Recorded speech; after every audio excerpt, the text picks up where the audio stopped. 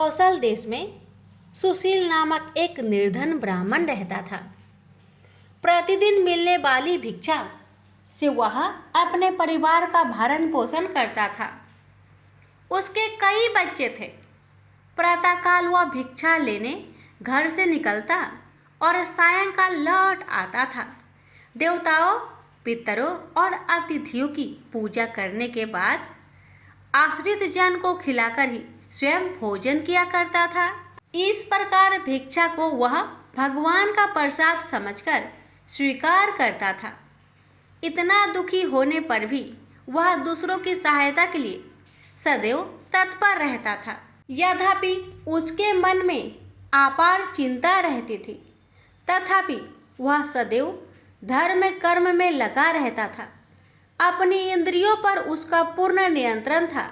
वह सदाचारी, धर्मात्मा और सत्यवादी था।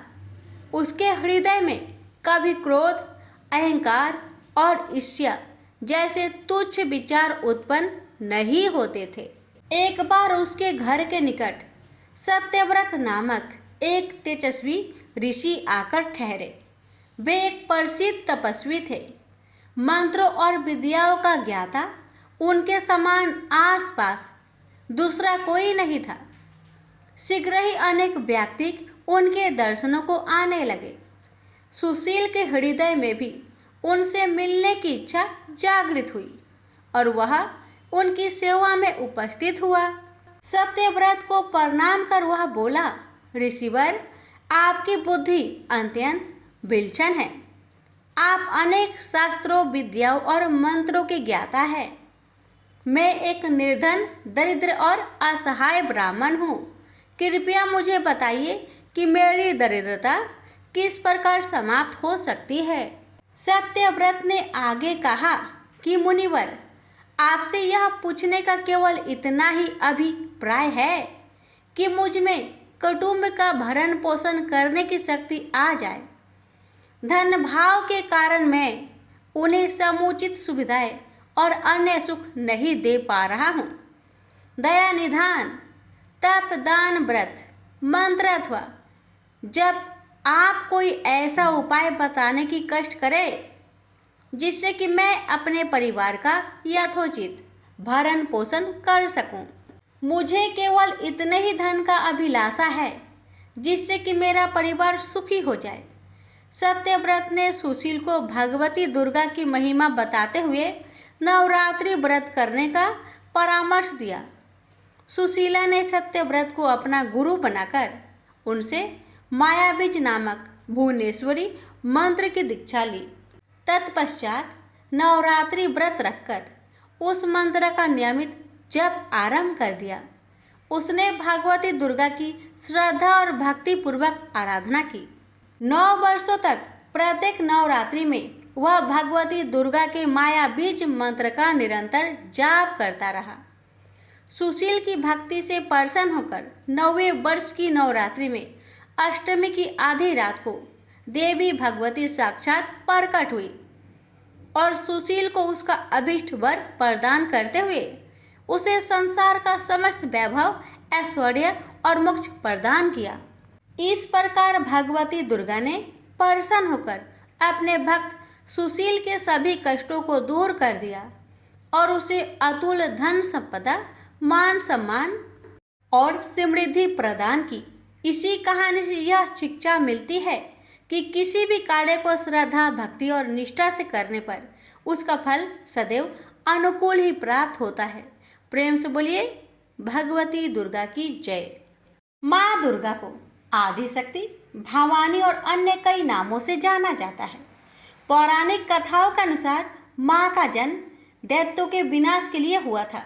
वैसे तो सारा साल ही माता की पूजा की जाती है, लेकिन नवरात्र के दौरान इनके विशेष पूजन व उपाय किए जाते हैं। कहा जाता है कि नवरात्र के समय 9 दिन माता रानी पृथ्वी पर आकर भक्तों के बीच रहती है।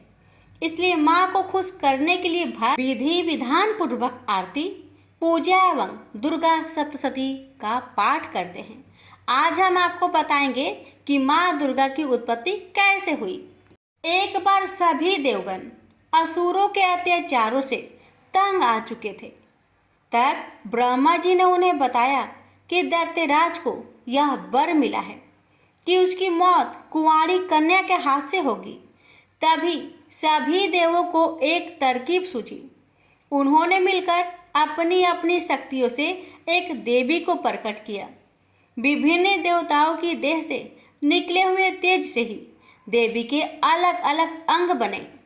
भगवान शंकर के तेज से देवी का मुख प्रकट हुआ, यमराज के तेज से मस्तक और बाल, विष्णु के तेज से भुजाएं, चंद्रमा के तेज से स्तन, इंद्र के तेज से कमर, वरुण के तेज से जंघा, पृथ्वी के तेज से नितंब, ब्रह्मा के तेज से चरण, सूर्य के तेज से दोनों पैरों की उंगलियां, प्रजापति के तेज से सारे दांत, अग्नि के तेज से दोनों नेत्र, संध्या के तेज से भौहें, वायु की तेज से कान तथा अन्य देवताओं के तेज से देवी के भिन्न भिन्न अंग बने।